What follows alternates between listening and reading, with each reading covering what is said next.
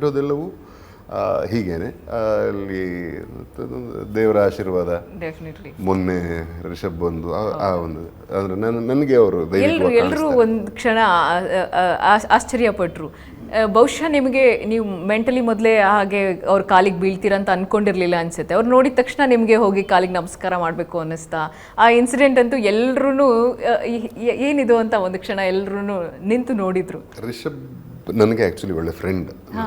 ನನಗೆ ಗೋಧಿ ಬಣ್ಣ ಸಿನಿಮಾದಿಂದ ಆ ಟೈಮಿಂದನೂ ನನಗೆ ತುಂಬ ಒಡನಾಟ ಅವ್ರ ಜೊತೆ ಹತ್ತಿರ.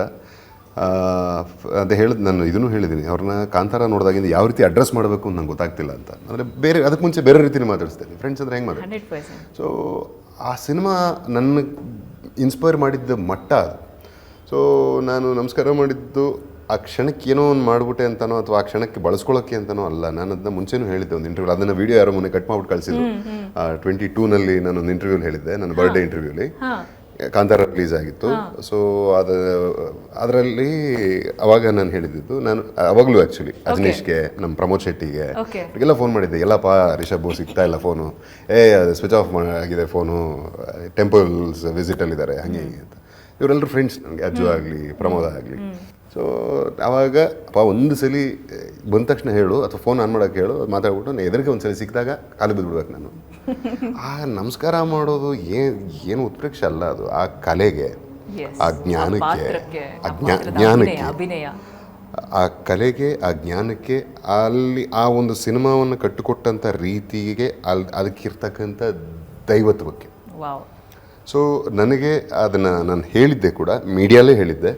ಆ್ಯಂಡ್ ಅದನ್ನು ನನಗೆ ಅದು ಅಂದರೆ ಏನಾಗುತ್ತೆ, ಯಾರೋ ಸಿಕ್ಕಿದ್ದು ಹೇಳ್ಬಿಟ್ಟೆ, ಅವತ್ತು ಯಾವುದೋ ಇಂಟರ್ವ್ಯೂಲಿ ಜೋಶಲ್ಲಿ ಹೇಳ್ಬಿಟ್ಟೆ, ಇವತ್ತು ಯಾರೋ ಸಿಕ್ಕಿಲ್ಲ ಅಥವಾ ಯಾರೋ ಕಾಣಿಸಿದ್ರು ಅವ್ರ ಮುಂದೆ ಮಾಡಬೇಕು ಅಂತಲ್ಲ.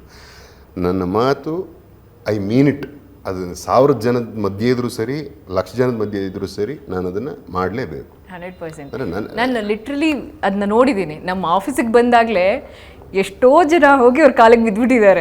ಅದು ಬಿಕಾಸ್ ಆಫ್ ದ ಮೂವಿ, ಸಿನಿಮಾ, ಕಾಂತಾರದ ಎಫೆಕ್ಟು. ಅದನ್ನು ನೋಡಿ ಅವ್ರಿಗೆ ಎಷ್ಟು ಇಷ್ಟ ಆಗಿದೆ ಅಂದರೆ ಇದು ಯಾವ ರೇಂಜ್ ಅಂತ ಅದನ್ನ ಹೇಳಿಕೆ ಆಗಲ್ಲ.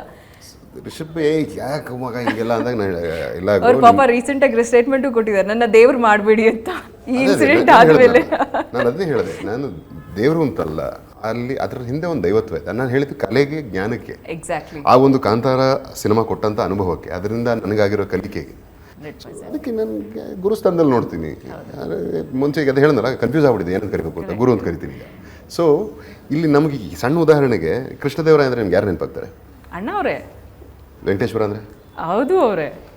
ಕಂಠೀರವ ಅಂದರೆ? ಅದು ಅವರೇ. ಹಾಗೆ ಗುಳಿಕ, ಪಂಜುರ್ಲಿ ಅಂದರೆ ಈಗ 100% ರಿಷಬ್. That's it. ಸೊ ಹಾಗೆ, ಎಸ್.